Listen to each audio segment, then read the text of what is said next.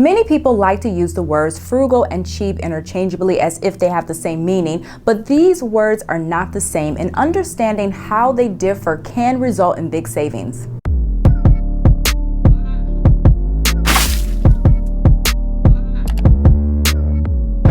Hi guys, welcome back to my channel. In today's video, we are going to talk about 7 frugal living mistakes that a lot of people make. But before we dive into the tips, if you are new here, do consider subscribing. That way you can receive more tips on how to save money and how to live a more frugal life. And as we go through the videos, if you hear something that you like or maybe something that stands out, do me a favor and give me a thumbs up. I would really appreciate that. That will help keep the YouTube algorithm on my side so that others can also discover my videos and my channel. The first mistake that a lot of people make is thinking that being frugal means being cheap. Now, if you have some frugal habits, yes, you will be able to get things at a cheap price, meaning a low cost. But just because something is cheap in cost does not necessarily make it a good buy. And it's so important to understand the difference between cheap and being frugal, because being cheap is something that could actually cost you money in the long run. Now, for anyone who doesn't know the difference between cheap and frugal, Webster can definitely help us out. According to the dictionary, the definition of cheap is inexpensive because of inferior quality, poor quality, second rate, or substandard. The definition of frugal is the quality of being economical with food or money,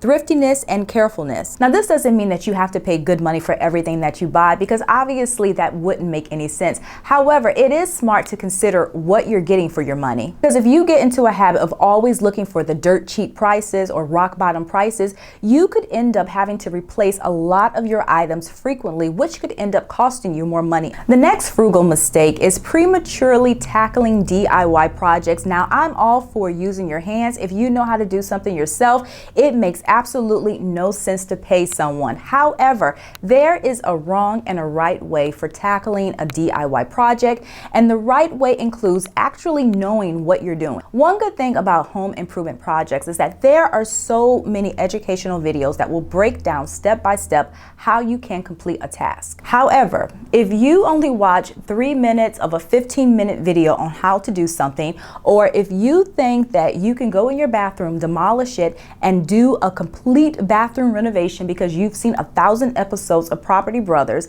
chances are things are not going to turn out the way you want them to. So the point is, you have to still be realistic about your skill level and what you are capable of doing, because if you have any doubts about whether or not you are able to complete some type of project around the house, you could end up spending more money in the long run, because not only will you buy materials to complete the project, if you mess it up, you're going to have to pay somebody to come in and fix what you did. Another frugal mistake is thinking that you have to deprive yourself. Now, to be clear, being frugal does not mean that you can never go out and have a good time. It does not mean that you always have to look for free entertainment or you can't go to a restaurant. It's okay to enjoy life and have experiences, because the truth is there are things that you want to do that are going to cost money. The difference between a frugal person and a non-frugal person is that frugal people, they spend money with a plan. They're also reasonable, they count the cost, and they will save up in order to get things instead of having instant gratification,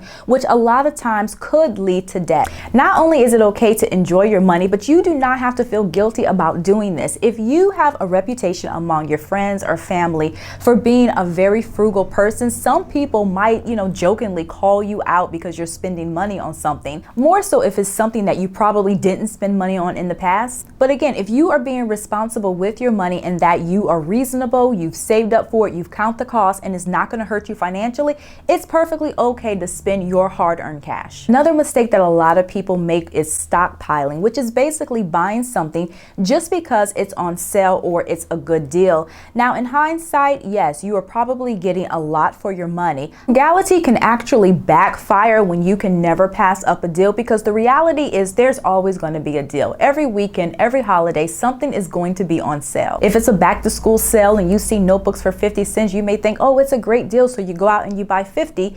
even though you don't have anybody in school and you haven't used a notebook in years. Or if laundry detergent is half off, you think, oh, it's a great deal, so you go out and you buy enough for 6 months, which isn't bad in itself. The problem is that the next time there's another good deal, you do it all over again. And I know these are extreme examples, but you get the point. If you go out and you start buying more stuff than you can actually use, you are going to spend more money in the long run. And one thing you can do to really break the habit of thinking you have to take advantage of every sale is realize that retailers, they repeat deals. Give it another few weeks or another few months, that same item, it will be on sale again. Another mistake is buying everything used. Now, I am a big fan of buying used items. I will usually go to eBay even before I go to Amazon, but there are some things for health and safety reasons that you should not buy used. And these items are not coming from me, so don't shoot the messenger. But some of these items include cribs, car seats, mattresses, helmets. Another mistake is paying for everything with cash. Now, I have to say, I do understand why people use cash. If you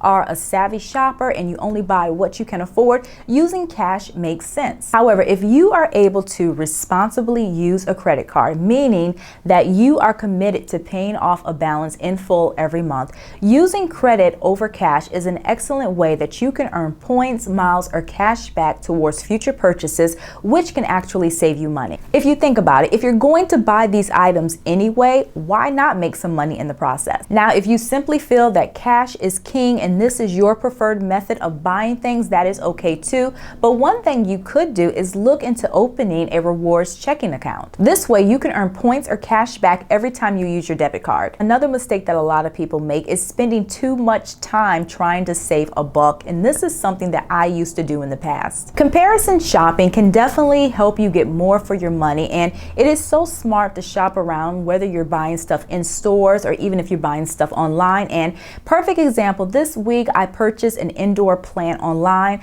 went to Lowe's, saw the plant that I wanted, and it was at a good price, $49, and I was actually about to make the purchase.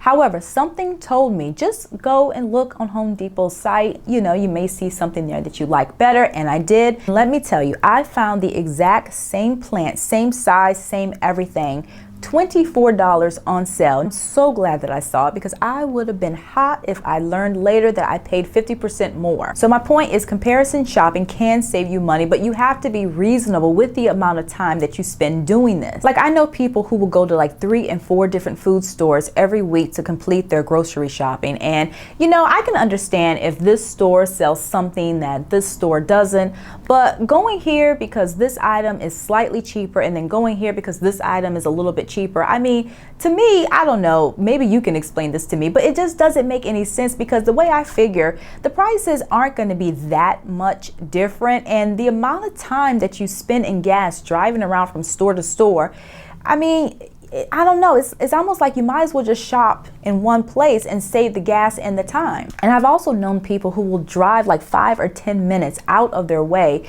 because there is a certain gas station that's known for having lower prices. But in my mind, driving further to save 3 cents doesn't really make any sense, because when I do the math, my 14-gallon car, that means I'm gonna save what, 42 cents if I did the math correctly? So my point is, time is valuable. So while yes, you wanna shop around and you wanna compare prices, you also wanna be reasonable in the amount of time that you spend trying to find a deal. So there you have it. That's my list of frugal living mistakes that people make. I really hope you enjoyed this video, and if you did, please give me a thumbs up. If you've made any of these mistakes or any other mistakes on your journey to saving money, comment below. Let us know how things worked out for you. And again, on this channel, we talk a lot about personal finance, how you can save money, how you can improve your entire financial picture. So if you like videos like this and you want to see more, don't forget to hit the subscribe button. I post every weekend and sometimes during the week. So thank you again for watching, and I'll see you in a few days.